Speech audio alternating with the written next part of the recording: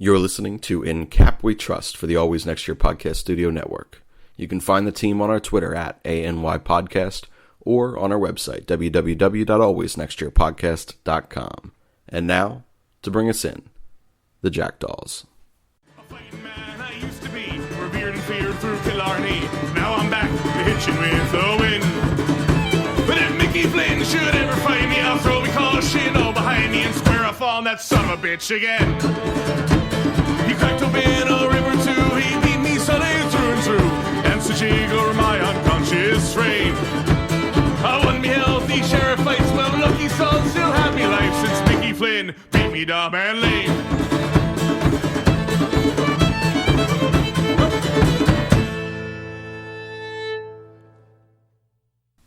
Hello and welcome to another episode of In Kap We Trust. Our trust is fading here at ANYP, or at least mine is. I feel as though yours has been out for quite some time, but I am your host, Shane, and I am joined by the host of the Kelly Green Hour, ANYP's Philadelphia Eagles segment, and co-host of the People's Take, our WWE wrestling segment. How are you, sir? I'm doing good. We all know it's this Thursday, so I'm getting excited for that. I forgot to tell you I'm shooting that game again. I hate you. Yeah. So you're going to be there Yeah. watching all the scrubs play. Yeah, it's fine. You won't see when's Mike get a series? I don't think we'll get a series. I think he might get a series, if that. But Maybe just one to appease the fans and just air it out to D-Jax, and then that'll be it. I would.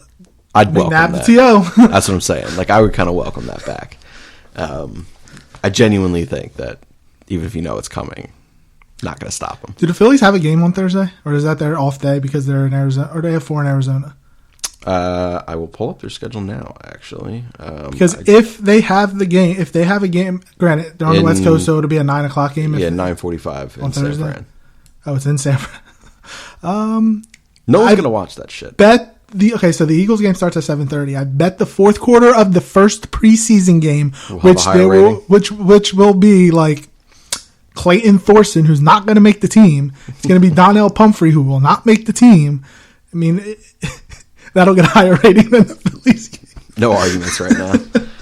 No arguments right now. For all of our In Kap We Trust listeners, we have been...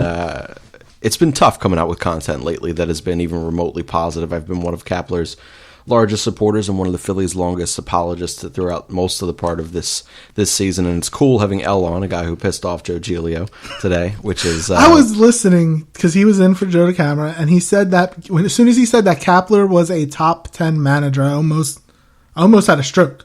Because, I won't sit here and pretend that I know about all 30 managers in baseball, because I don't. I mean, I know about all 32 head coaches in football, but that's a different story. But I'm not going to sit there and pretend. But then when I heard him say that and I put out the tweet that I was like, I want to know what he's smoking and put the pipe down, because there's no way. Look, Kapler could eventually be a good manager. He's not a good manager right now. And look, you can say injuries, this, that, and the third, but the Yankees have had 25 different players go on injured. AL and L, list. different conversation. I get it, but still, it's not like it's the back end of their roster that have gone on. Judge has been on the IL. Stanton has been on the IL. Encarnacion just went on the IL. Some of their pitchers have gone on the IL. It's not like it's been the back end of the roster where look, we still have Judge, we still have Stanton, we can still hit 50 billion home runs. They've had to endure 25 different players going on the IL, and they're still 33 games over 500. In a tough division. Rays are no joke. And Boston's Boston. Even though Boston has obviously not been done Boston. well, but everybody's talking about a Houston Yankees ALCS because they're the two best teams in baseball. Dodgers. And with the Dodgers, bar none.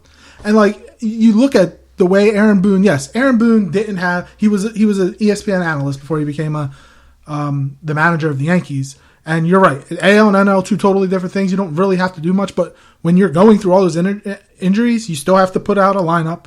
You still have to bring players up and down. So the fact that Giglio didn't want to give Boone any type of credit bothered me a little bit. And look, I don't know how you can put Kapler right now in the top 10 of managers in baseball. So again, as a Kapler apologist on this side of the studio table right now, I also can't put him right now. So my biggest argument to this is, or for most people, is the AL NL thing. AL managers, it's not that they can put things on cruise control. They just have to make one good decision a day, which is set a lineup, and then, the rest of that's fairly easy. This is a chess match, 162 games out of the year, or however many, for the NL. So the things are different for Gabe Kapler than what they would be and are for Boone. That being said, all I need out of Kapler this year is to not cost you games. And he's costed you a handful of games this year. And for that reason, I can't have him in the top 10. And to me, I do come from that logic base of I genuinely believe that all AL managers are inferior just out of necessity. Like, we don't need the AL managers to do what the NL managers does. But that being said, you can't discount and discredit the top 5 AL managers, or 8 managers on that side.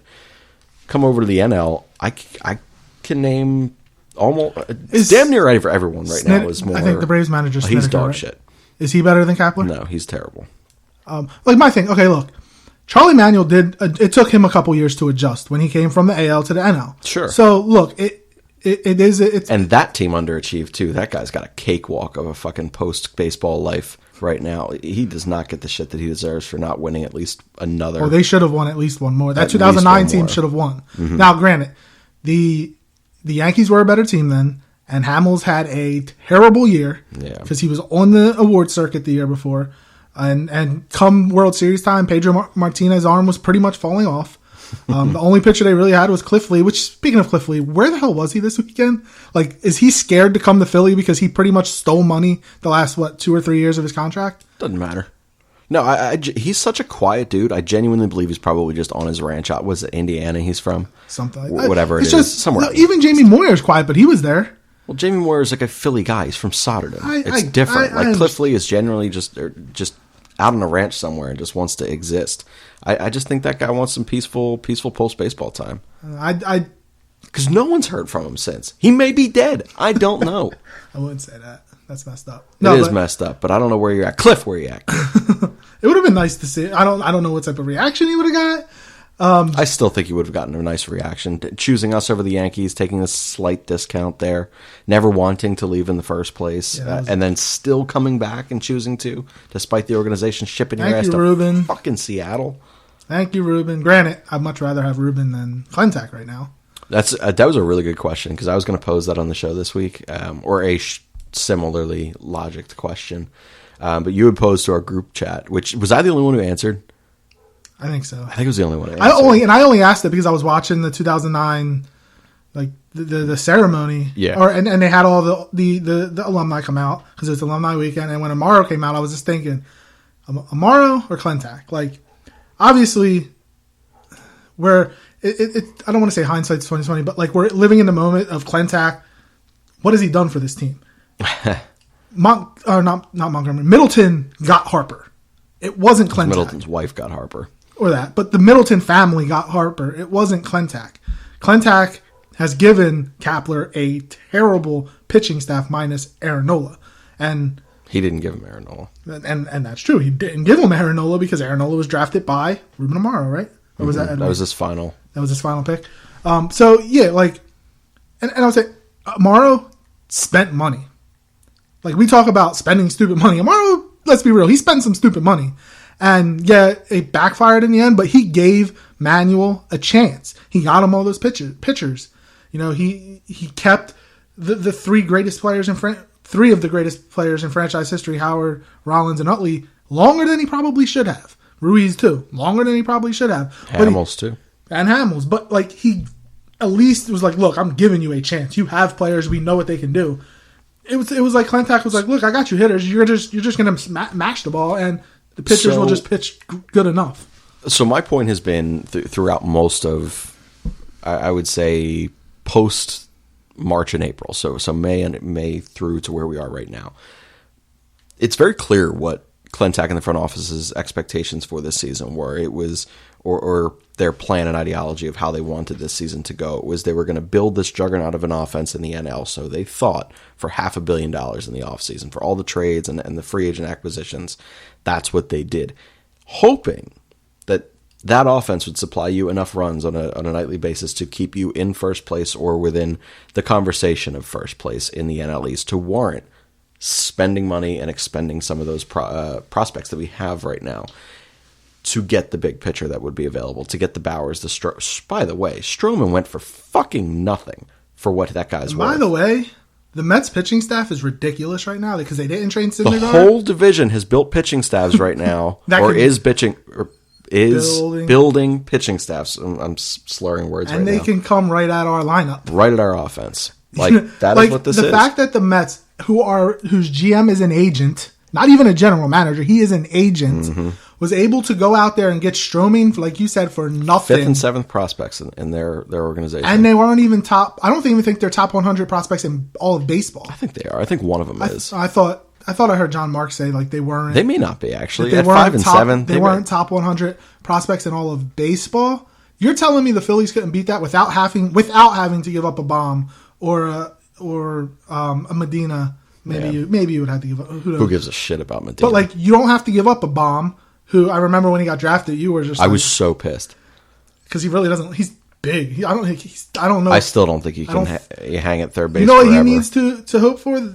I do not want the DH in the NL ever. If the DH, let's put it this way, when it is going to happen, when the DH comes to the NL, he moves to first base, and Hoskins is your DH. Yeah.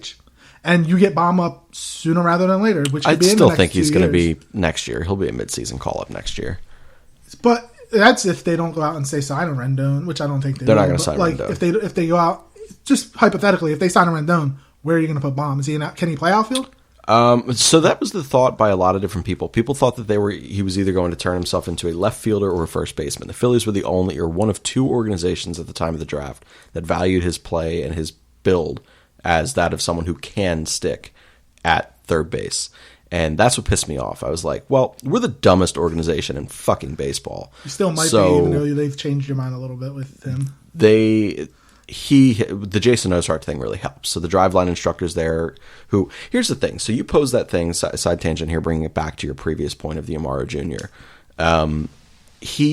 You're right. He was willing to be splashy. He was willing to get the big ticket free agent or make trades, and he wasn't afraid to pull that trigger regardless of costs. He treated prospects as what they were, unproven assets that this is someone else's problem to make them good. It is no longer mine, but I can acquire a talent right now like a Pence at the deadline, which didn't work out, but he took the shot. And who from that deal did anything? Singleton for 2 years.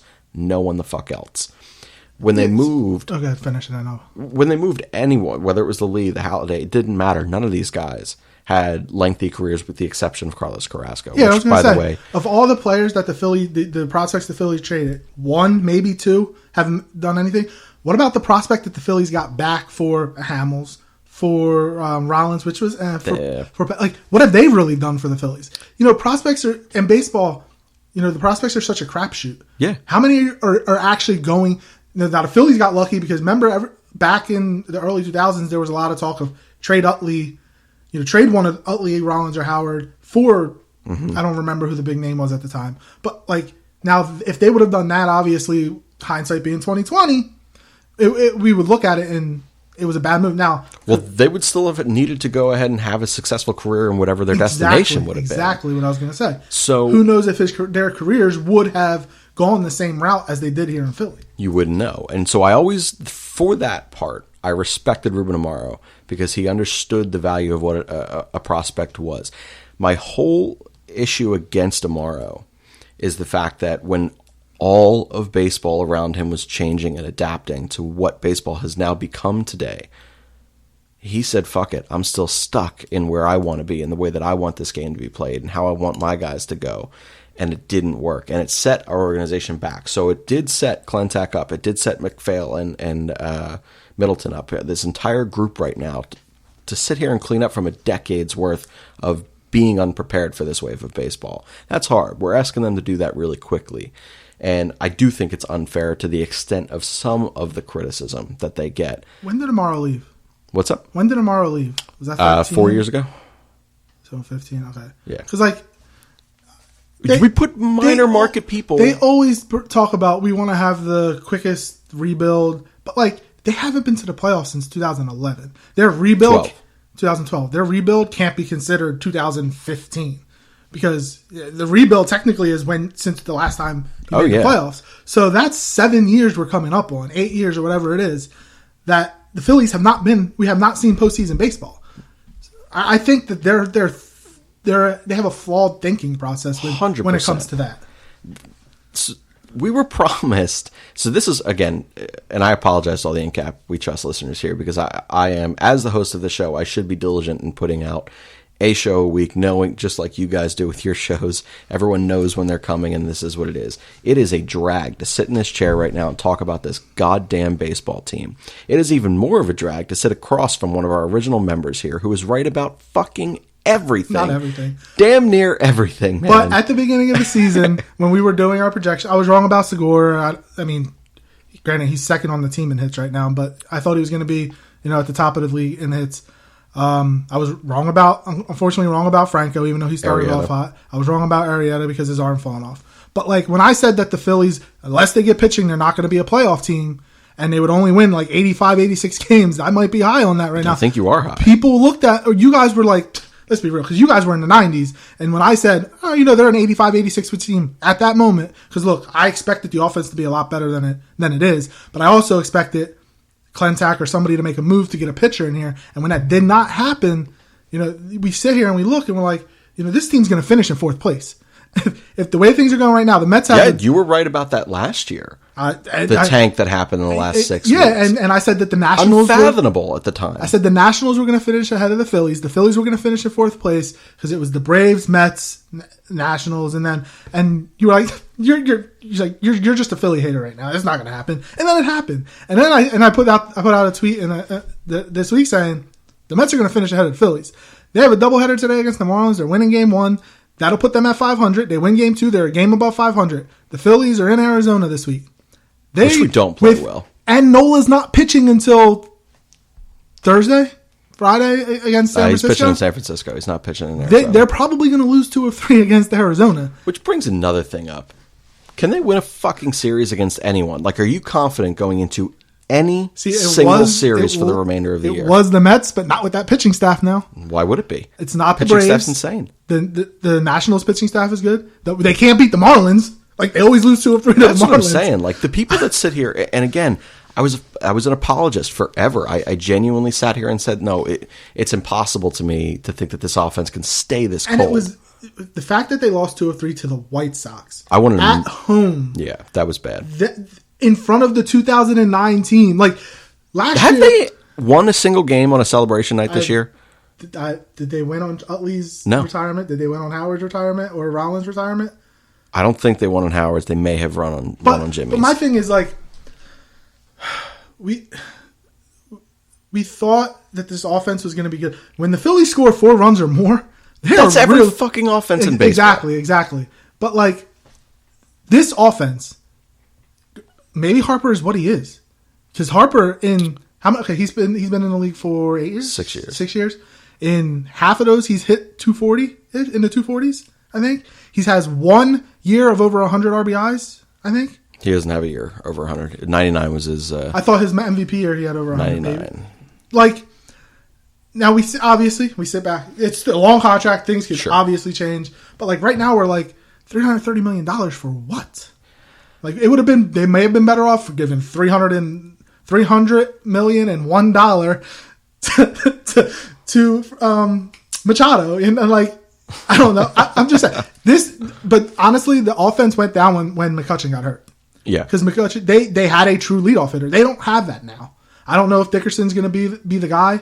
Hernandez. As much as I like Hernandez, he struggles at the leadoff spot. We don't have a true leadoff hitter. We do not, and that's where losing McCutchen really hurt this offense. The balance of this offense, no question, hurts because McCutchen kind of allowed for 2-3-4 to be what 2-3 and 4 really and truly traditionally is, and what everyone wants them to be in the Phillies organization. With McCutchen getting on base as often as he does, with the plus power out of a leadoff spot as well. He's a very smart base runner. He can go first to third with anyone in the league.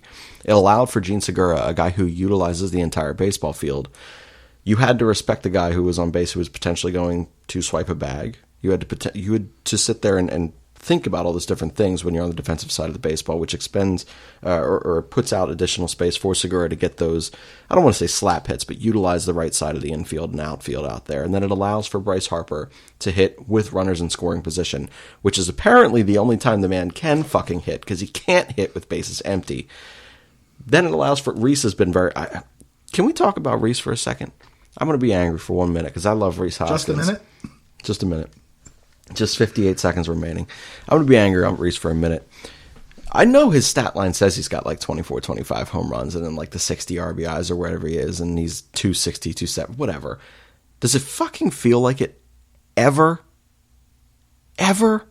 This guy, I don't want to say he's got completely empty stats. He's got a couple game winners for us. He's got some. I feel like the entire team has some empty stats now. Yeah, like last year's Franco 270. Get the fuck out of here. That man didn't hit 270. I know. I watched almost every game last year. He did not hit 270. You can't convince me of that.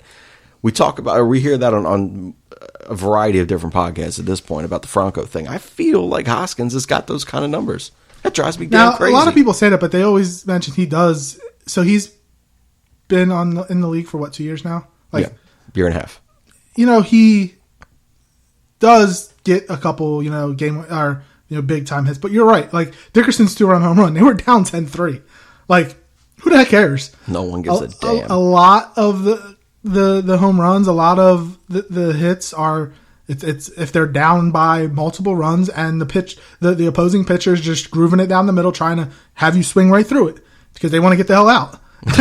That's pretty much That's really like they're up 7 runs. They're like, look, let's just get the hell out of here. We don't want to be in Philly anymore. Let's get back to Chicago. Like whoever says that, the White Sox would love to play the Phillies. Everyone right now more than one series would love to play the goddamn Phillies. I want to play the Phillies with my baseball team, and we were dog shit this year. They would make me feel good about myself. It's just, the one person that really has disappointed me is Real Muto, because now, yes, every team has to send a representative to the All-Star team, to the All-Star game, so the Marlins were like, it was easy to pick Real Muto when he was with the Marlins, and apparently this year it was easy to pick, even though I thought it should have been Neris at the time, but, it was easy to pick Real Muto, probably could have been Hoskins for the Phillies, but, like, every time he comes up, it feels like there's first and second, he has a man in scoring position, and he strikes out. He went on, there was a couple game period, seven bats in a row that he struck out.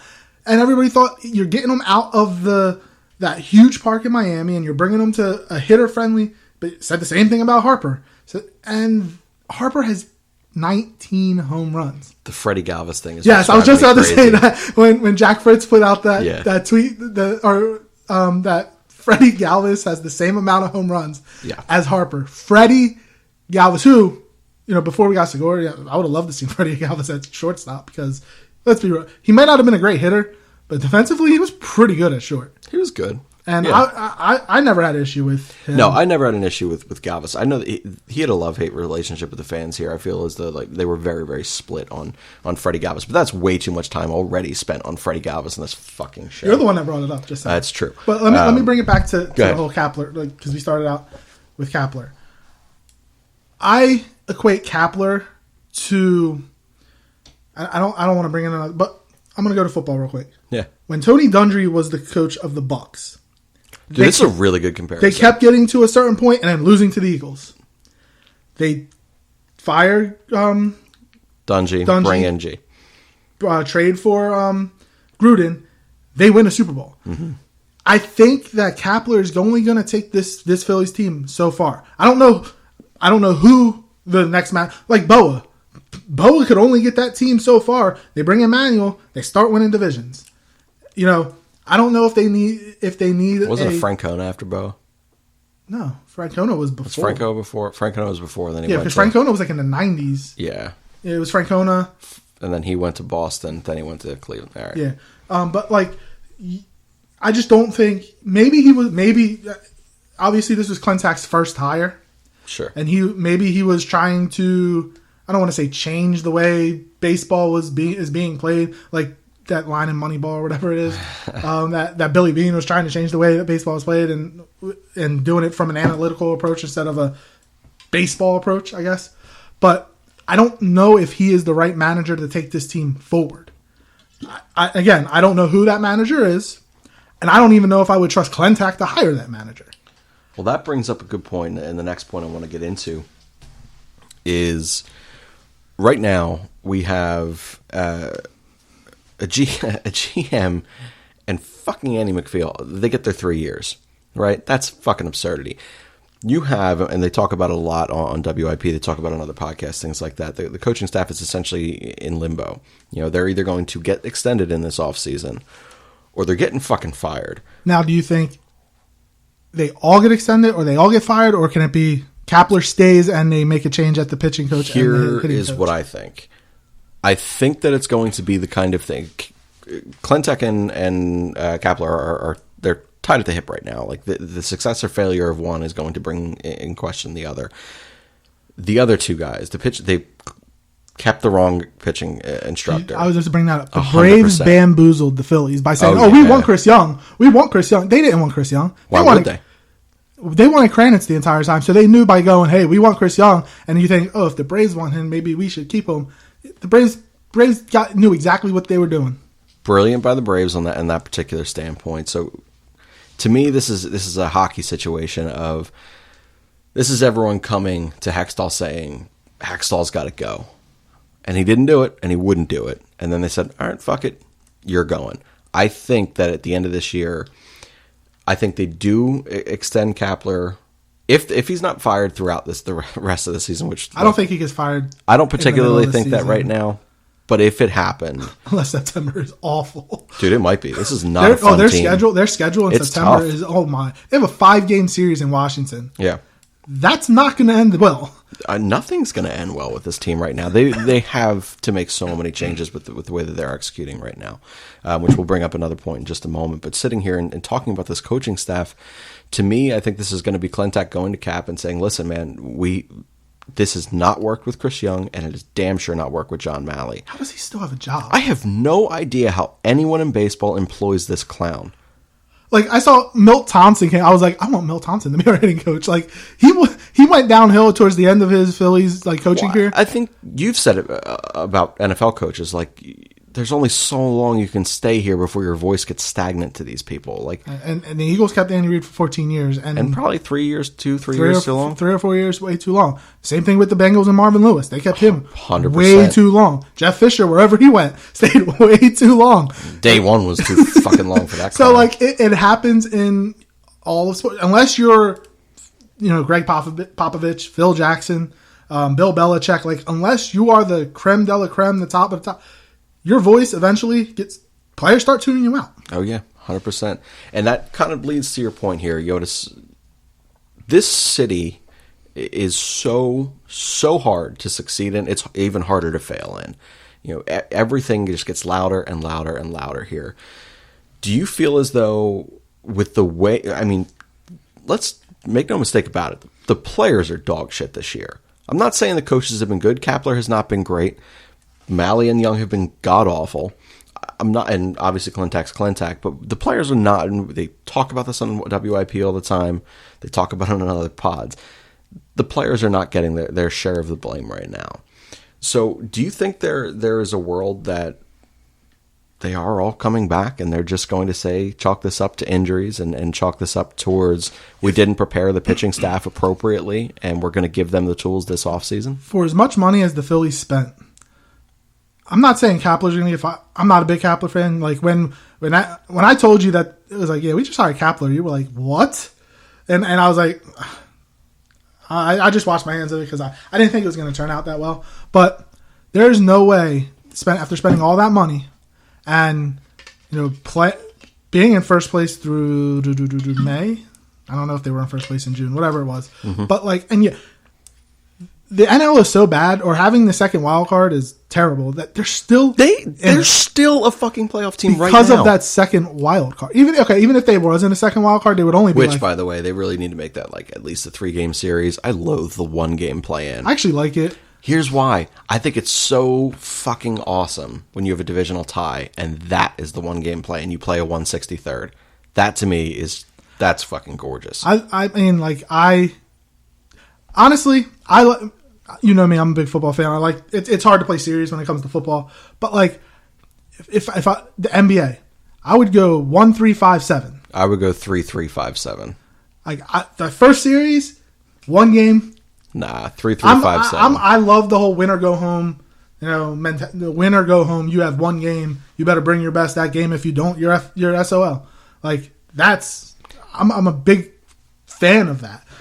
So like having that one. Even though I don't like the second wild card team, because like a team like the Phillies should not be in this race right now. No, they should not be in it, but they're in it because of the second wild card. But I don't know. If they do not make the playoffs, Kapler could still be back, but there's no way you can bring Malay and Young back. Malley, whatever the hell his name is. Malley and Young back.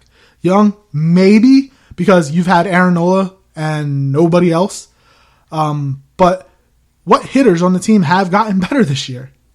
Kingery, and that would have been expected regardless of who it was. You could not have possibly been worse than what he was last year. Since he's been in the lineup regularly.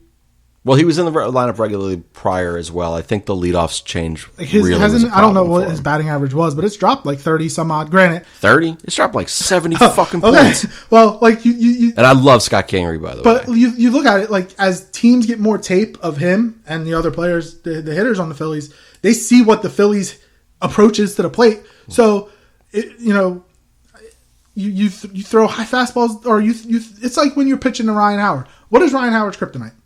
Everything late in his career. No, back foot curveballs. All day. So and he never adjusted. Well, he may have adjusted once or twice, but like teams did that, he still swung over that. And you have teams doing stuff to Harper. Like early in the season, it was like high fastballs he could not catch up to at all. And finally maybe he started to make adjustments, but I don't know what Malley does. I don't really know what any hitting coach does. To be fair, like these guys they're professional athletes. They do what they do. I don't know how heavily that all weighs and what a hitting instructor does. What I do understand and what I do know is that when things don't go well, whether it be purely for the fan base, which is not something I 100% agree with, but it's in a city like Philadelphia, it's kind of necessary. When this has been this bad for this long and this underwhelming for this long, someone's got to answer for it. I don't care if you fire the fucking peanut girl. Someone's got to fucking go. Peanuts. Didn't they fire her? They did fire her for some anti-Semite type of shit because she was nuts. But the pistachio chick, by the way, not peanuts. There you go. Pistachios. Yeah, damn, that girl was crazy. But someone has to answer for it. And to this point this year, it's been your guy, Maikel Franco. Has there been anyone less deserving? I hate Maikel Franco. I genuinely loathe him. I never wanted him to be on the Phillies entering this season. I didn't want him entering the Phillies last fucking season. But damn, how can you justify Sean Rodriguez and Brad fucking Miller over? Wasn't it? I don't think it was a Sunday. There was a spot they had to use Sean Rodriguez in a pinch hitting situation and it was bases loaded, and he hit into a double play. Now I'm not saying Franco would have, but I think there's a better chance for Franco to have hitting a home run or getting a base hit than Rodriguez. I can't remember. Was there a lefty on the mound though? I honestly, if there was a lefty on the mound, Rodriguez is head and shoulders a better. But still, like I don't understand why Franco has to be the scapegoat, like for everything. Okay, that's what I'm saying. Segura doesn't run a couple times. Did they bench him?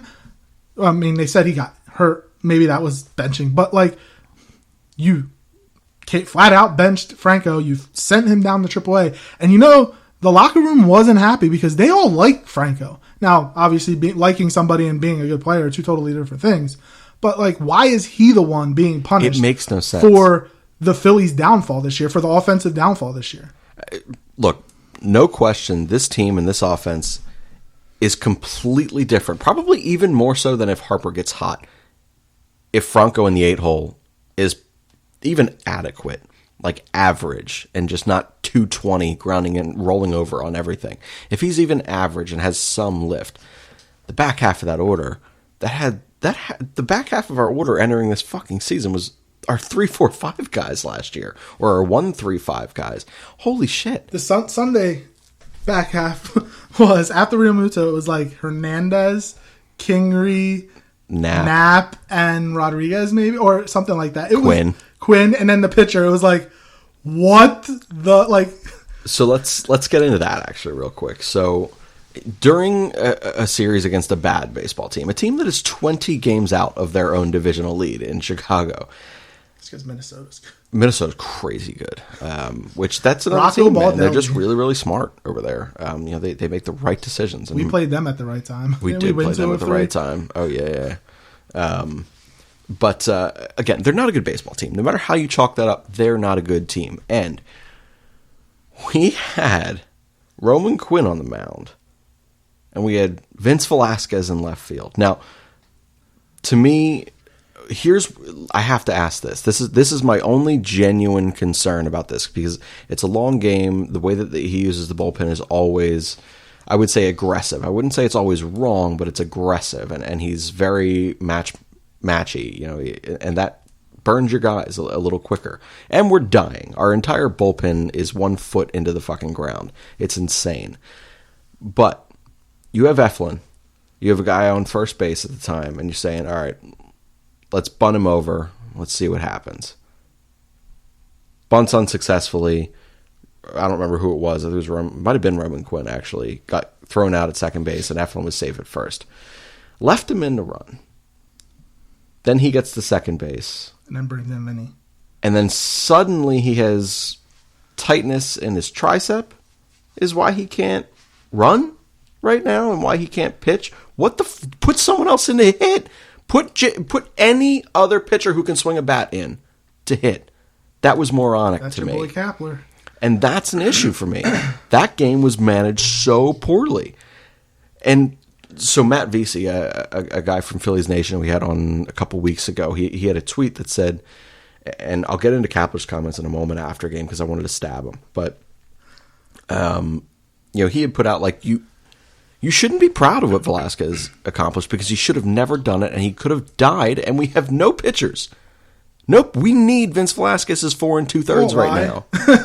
I can't wait until they make the change to where bullpen. When you make a change, the bullpen pitcher has to pitch at least 3. 3, same. I cannot because and it's not just Kapler because it happens throughout baseball. I hate when you have some guy come out, he throws one pitch, and then you make it this should not happen. Yeah, that's not, and it's going to eliminate so many people. Like it's going to. So lefty specialists. That's what I'm saying. Like they juice these baseballs to put some action back into these games. It's all home runs now. Except the Phillies can't hit any. Every single team except for the Phillies are hitting with Phillies juiced are baseballs. 18th I think it's 18th in baseball in home runs. It's so. Joke. But yeah, I'm like, go ahead. Sorry, you can finish your. I can't even remember what I was at now. Keep going. I don't even remember what you were saying either. But yeah, it's just so frustrating when every team can hit home runs and then the Phillies come up and you have from power hitters and Harper has 19. The guy's got no lift. He's got 6. He's like 69th in the league in home runs. Yeah. Like, we're not paying this guy to be a defensive, like. And I'm not saying that any other part of his game right now I don't appreciate. I certainly do. I do, but what are we? But we came in with the expectation that he was going in this ballpark, which is smaller than National Park. I think that entire thing is kind of overplayed. Like, unless you're Detroit, who has a giant fucking field, or Safeco out there. I don't know how Roman Quinn had a home run in Detroit. I don't know, man. That guy's got weird power. I don't. All of a sudden, he had an upper deck shot. My God, man, my microphone stand is fucking thicker than he is. Damn. It doesn't make sense. Nothing about this season makes sense. It's brutal to me to sit here as a Phillies fan and continue to watch this. So let's kind of dive into managing our expectations for the remainder of this season. So I mentioned it is hard for me to sit in this chair right now and talk about this baseball team. People constantly text me about the Phillies and they want to know my thoughts. They want to know this. They want to know that. And we get into these conversations. I have now, my poor father texts me all the time. He ranting about the Phillies or has a question about the Phillies. And I say, get that mess away from me, man. I don't want to talk about this right now. I don't want to write about them. I don't want to tweet about them. I don't want to talk about them on the show. Nothing. I will go watch tennis and soccer at the same time before I willingly sit down to watch this baseball team right now. So I am going to watch them tonight, by the way. Yeah, I got issues, man. I don't know. Emotional masochist over here. The point is, I'm not enjoying myself, and that's what we were promised, was an enjoyable and a true pennant race for the first time since 2012, and we're not there. It's embarrassing. So for the rest of this year, I'm going to have to sit here and do the thing that I was encouraging people to do throughout the rebuild. The thing I was encouraging 76ers fans to do throughout their rebuild. And now the Flyers throughout their never-ending rebuild out of mediocrity. We have to find the little things through the last 7-8 weeks of this season. Before you continue, go ahead. I hate the Phillies for one thing. They're forcing the Eagles to play 3 straight road games because they were supposed to. Because they're supposed to be the fucking playoffs. I know. I know you don't like when I bring up football. No, they're forcing the Eagles to be on the road, and they're not 3 easy road games. I'm thinking like it's Green Bay and Minnesota and like I forget who the other one is. It's bad. But like the Eagles are on the road for 3 straight games because the Phillies were supposed to be in the playoffs. Yep. And they're not going to be unless something miraculously changes. I don't know. And I'm not saying that the offense couldn't eventually click. They're entirely too talented to think that that's not possible. Now, if the offense clicks, you have faith in the pitching staff to... No, absolutely not. But if the offense that we paid $500 million for this offseason provides 6, 7, 8 runs a night, you have a shot. We did give up 10 runs on Sunday. We give up 15 runs every week, at least once. To the White Sox. Like, it's a fucking terrible team. But bringing it back to this final point for this particular show is managing expectations through the duration of the last 7 or 8 weeks and finding those small things that you have to sit there and say, this was a victory for me today. I know the Phillies got blown out 15-2, but I was able to sit here and know one more year of Vargas maybe won't be the worst thing, or Reese is adjusting to, I don't know, hitting in critical moments fucking ever. Scott Kingery got himself going again. What types of things for you could you potentially look at going for the rest 7-8 weeks right now that would make you feel even remotely good about the Phillies? Hiring back Pistachio Girl just for one night. Yeah, they right. brought 2019 back. She was there. Racist in its own right. Damn. Man,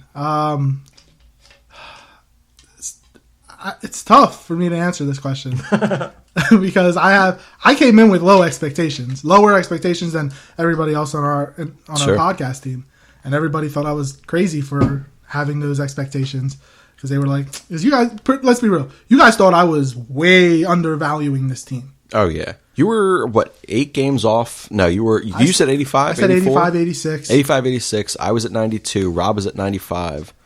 Steve was at 94. I don't remember exactly what Steve was at, but like, I was on the low end, and you guys were like, "You're not being realistic," and I was like, "Just wait."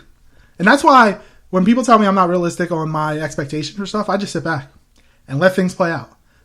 9 times out of 10, I'm right. It's absurd. There's always that one time that I'm wrong, and it happens. I'm wrong. We're on a 19th black book between me and you own the first 18 of them. Speaking of, when you get to your next Crossing Borders episode with Connor, you're going to have a nice little discussion about our little black book, I'm pretty sure. We talked about it in our... I heard at the end of it when I was editing out the show. It was funny, but You're yeah. No, I mean, I would like to see...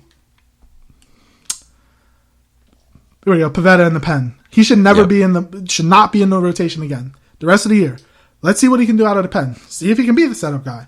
Because I think he could, when he... I saw you tweet it yesterday. Or text us. Put Pivetta in the pen keep Pivetta, I should say, in the pen as your setup guy. He could go out there and throw 96, 97, and, with a couple... He doesn't need to have 4 pitches in the pen. We know he has a good fastball, and a decent curve. He's got a great curveball. A good curve. That's all you need in the pen. 2 pitches that you can dominate with. And, he can, pitch 2 innings. He could go 7-8, get the ball to Neris in the 9th, or whoever your closer is going to be in the future. So let's see what Pivetta can do in the bullpen, because I don't think he can be a starter. Until he develops additional pitches, you're 100% correct. And honestly, in today's baseball, seeing how valuable these bullpen pieces are, when you look at those Josh Haders, when you look at the Andrew Millers of the world during his peak in 2016 and 17, that value there, the guy that can go 2+ innings if needed, really 1+ innings, but go regularly 2, that's amazingly important to have Especially got Kapler in the fucking manager's chair right now. And I don't think he won't be like Nishak and be like, yeah, I can't pitch back-to-back days. No, he's going to say, give me the fucking ball. He's going to be like a Tommy Hunter. My only thing is, we know he's a head case, and bullpen pitchers notoriously need to be quirky. They need to not allow anything to get between the ears. And we know that coming year in and year out. We saw Brad Lidge in 08. I love it when you call me Big Pop. So we saw Lidge was perfect in 08, and in 09 he was like year to year. The bullpen pieces can change, or the way that you're perceived, whatever bullpen arms you have can change. So my thing is, can he mentally handle a setup role in the bullpen? And that's something that I had on my list as well. For me, it's all about finding the ways that you can best utilize and challenge your guys that are key pieces of this team going forward. Starting next year when we, I don't know, maybe are contending in September. Again, I don't remember what that's like. It was a better time in my life, I'm sure. Actually, I can't be sure of that now. Stuff's pretty great. So not the Phillies season that we anticipated. And, for that, we are all going to have to challenge ourselves in different ways, the different things that we need to focus in on each and every night. Like I said, whether it be Harper finding the launch angle again that makes his power a legitimate threat, not a Freddie Galvis level threat. Let's see how Kingery bounces back Christian to the fact Yelich that has like 37 home runs. Christian Yelich is a beautiful swing. That guy is. And here we go. Would you rather have? Obviously, Yelich won the MVP last year. Hindsight 2020. Make that trade for Yelich. Yeah, and that would have included Sixto. Will you include it for Real Muto anyway? Mm-hmm. You could have beaten the package that the Brewers. Now, obviously, we don't know if Yelich would have turned into the type of player that he is now. Not with this fucking coaching staff and philosophy. But would you have made? Would I rather Yelich over Harper or Real Muto? Because you would not have gotten, most likely would not have gotten Real Muto if you would have made the trade for Yelich. And do we have Harper, or do we pay for Machado instead? All you need is Yelich at that point. That's it. Yelich, and then you go go ahead and you get give less Machado. Money to Machado, and then you have money to give some pitchers, and your team is different. Yeah, hindsight 2020. It's different to sit there and think about how one decision 2 years ago really could have made all the difference in the world. But that's fair in any conversation for any sports team anywhere. Before we wrap this up, again, mention you're the host of Kelly Green Hour for us. Preseason week 1, I'll be there covering it. You will. Don't worry about it. I have to watch it through a teeny tiny little lens and sprint up and down sidelines with cameras. So I'd rather do that than sitting here watching it. No, you'd rather watch it at home. Trust me. I'm waiting for September 8th when we get some wings. Man, I can't wait. I cannot wait. So, Wings to Go. Wings should sponsor us. They should sponsor us. We'll set up a meeting. But predictions for you, early predictions for anything here. So just for any of our listeners who don't sit here and listen to Kelly Green Hour, which, by the way, listen to the Kelly Green Hour. It's probably the best Eagles segment that you're ever going to listen to. No exaggeration whatsoever. The Eagles are loaded. They are loaded. Unfortunately, defensively, they're suffering through a lot of injuries. 3 Camus cornerbacks. really kills me. Camus and Bradham. Camus got hurt. Bradham isn't practicing. Cox isn't practicing. Barnett isn't practicing. McLeod's not practicing. They are suffering through injuries. But I'd rather all them injuries, or rather them get healthy now. Sure. So that comes September 8th I don't know if you saw the tweet, but you know who's number 1 on the Washington Redskins quarterback depth chart right now? Yeah, they're not going to score against the Eagles if Colt McCoy is. They're not scoring ever. He's the best quarterback in the NFL. If Colt McCoy is the starting quarterback for the Redskins come September 8th, I think it will be.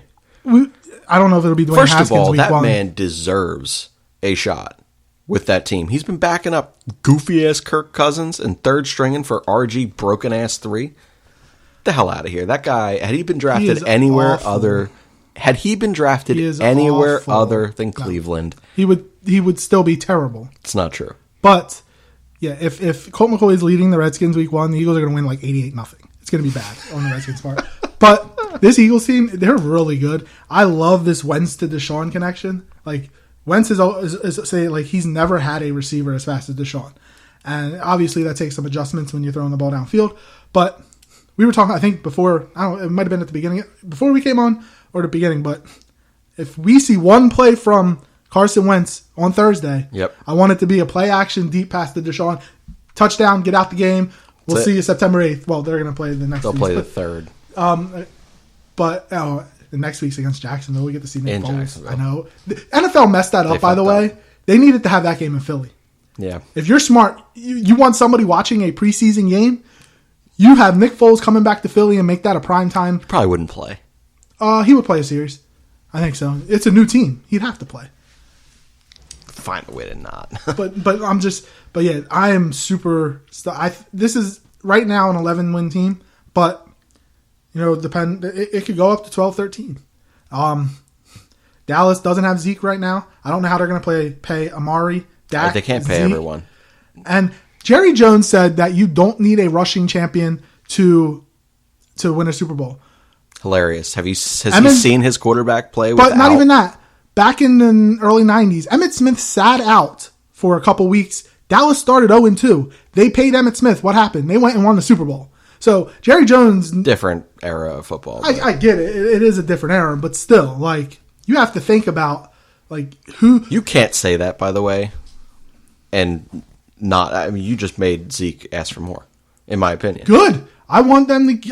They're not going to be able to re-sign. They can't sign everybody. Jalen Smith, Byron Jones, Leighton Vander Esch. They can't sign everybody. They're not going to. And I'll take Jalen Smith or Leighton Vander Esch as an our linebacker. I would take Leighton Vander Esch. I would not take Jalen Smith. I hate Jalen Smith because he went to Notre Dame. I hate Notre Dame. I also hate Notre Dame, and he's a fucking coward. Byron Jones. Yeah, I'll take him as a safety or whatever. But Dallas's offense without Zeke is mediocre. Do you know there's checkdowns, whatever? That's it. Yeah, and Dak averages, 194 yards passing without Zeke, and has more interceptions than touchdowns. So I hope have fun in Cabo, Zeke. Stay in Cabo. Yeah. Don't come back. Get your money. Pull a Le'Veon Bell, and then Dallas will go 7-9. But yeah, I'm super excited. It is a 2-team race in the NFC East. But right now I think the Eagles are a better team. They're better. They definitely are better coached. 100%. 100% better coach team than Dallas. Yeah, they were long-term planning last year whilst losing to Dallas. Exactly. But yeah, I mean, Eagles are going to be battling with the Saints for the top seed in the NFC, and it's just going to be fun. It's going to be a lot of fun, and we have a team in the city that is run correctly. They're so smart. Howie Roseman, smartest guy probably. In the city? Oh, easily the smartest guy in the city. One of the smartest guys in all the country. It's him and Belichick are up there. Do you think it's a total fuck you because of what happened to him with the Chip Kelly thing? He just came out and he's like, fuck it, I'm winning. I don't care. We got a Super Bowl. If that elevated him to be that much better of a negotiator. I mean, it did. I mean, because when he got his whatever. Yeah. Jeffrey Lurie told him, go out and talk to not even just NFL guys. Talk to soccer guys that run teams. Talk to basketball guys that run teams. And you will, and learn. And then he did. He is so smart at what he does. He's put this team together. They have so much depth at a lot of key positions. We talk about Jalen Mills, Ronald Darby, and Crayvon LeBlanc being hurt. But Sidney Jones had an outstanding camp. Yep. Devontae Maddox was outstanding last year. I don't see him hitting a sophomore slump. And Rasul Douglas came into camp in unbelievable shape. There's your 3 starting cornerbacks week 1 right there. And probably all year. And all so fucking exciting. Yep. And this team is just going to be so much fun to watch. And the city needs it after watching the goddamn Phillies all season because they weren't even fun when they were winning. They were just as maddening as previous years. But a quick word from our sponsor over at Just Food, 215-794-FOOD. That's 215-794-3663. Treat yourself, take it home, grab a sandwich over there with Asian Rob or from Asian Rob. He is fantastic. He and his team over there at Just Food prepare in-store meals for you if you stop over there in Buckingham Green, shopping center in Bucks County, PA, just above Peddler's Village. Again, Just Food, 215-794-3663. Treat yourself, take it home. Also, be sure to buy CDs, T-shirts, and other merchandise from the Jackdaws. Our intro, outro music here, the Jackdaws, they do fantastic work. They will also be in the New York Circuit Renaissance Fair coming up, I think, late August, early September. So be sure to head out there and see them live. They are a great, great time. Any final Phillies thoughts from you over there on the side of the table? Don't suck. Yeah, right. Who would have thought that last year's team would have been more fun and more in first place fun for longer? And first place longer? And I don't know if I would use the word fun, but like they were still more fun than this. They shit. kept our attention longer. Intrigue, I would say. Oh yeah, they kept our intrigue a lot longer than this team. Mm-hmm. All we wanted was for this team to get us the Eagles season, and they barely did that. They're sleeping walking their ass in there. My biggest thing and my final note here is the same thing I challenged Kapler, or would have challenged Kapler for last year. This is a tough city to navigate if you're in the sports world, and especially as a manager, it's difficult. And last year he was disingenuous, or at least it comes off disingenuous and seems out of touch and off the pulse of his own team and his own locker room and his own city here in Philadelphia. He started off really well compared to last year, and the way that he navigated those post-game interviews. You don't get to tell us right now that in a game that we had to watch Roman Quinn pitch and Vince Velasquez be a better left fielder than he is pitcher, you don't get to tell us that you're proud of his team for fighting to stay in a tie game against one of the worst teams in baseball. Do not insult this city anymore. He is basically telling us, I hope to God I'm fired, by responding to questions that way. So Kap, because I know you listen to the show of the In Kap We Trust, and In Kap your trust is fucking fading. If he gets fired, what are you going to name the show then? In Kap We Trusted, and now we're here. So, but I need to. We trust? I need to see maybe. I need to see a more genuine response, and I can't have that times yours anymore. From Kap. I just can't have it. He's turning into positive Gabe again. Like, it's way over positive. It's hard, man. It is hard to deal with. And I'm not saying come out here and cuss people out. You know, that's not what I'm saying. I'm saying don't come out here and say that you fought to the end. Like today was a bad game. Our offense didn't show up. Our pitching did its job. We made some difficult decisions that didn't work out. Okay, that is better than we fought our ass off, and I'm proud of each and every guy in our locker room. No, I am not that guy. This is not that city. That is going to be it for In Kap We Trust here at the Always Next Year podcast. Be sure to rate and review this podcast and all of our podcasts. It is, you can find us on Twitter. It's at ANY Podcast. You can also find our written work on our website. It's www.alwaysnextyearpodcast.com. We do have a new team of writers that have come in and put out some decent articles out there, and they're going to come out with more articles on a more weekly basis here, as well as they're kind of getting acclimated and their feet wet to what it is to be an ANYP member. And then, let me see, you can always reach L on his personal Twitter. It's at LJHarrell54. That is LJHarrell54. And you can reach me, the host of In Kap We Trust. It's at Shane_Meade. It is 3,000 degrees in our studio right now. So we're going to mercifully end this one. Thanks for hanging on for a less than positive In Kap We Trust Phillies segment and a little bit of Eagles talk, because we needed to build you up just a tad, because we are mercifully at the Philadelphia Eagles football season. See you next week. Now I'm back to hitching with the wind. But if Mickey Flynn should ever find me, I'll throw me caution all behind me and square off on that son of a bitch again. He cracked open a river too, he beat me Sunday through and through, and such over my unconscious frame. I won me healthy sheriff fights, well lucky son still had me life since Mickey Flynn beat me dumb and lame.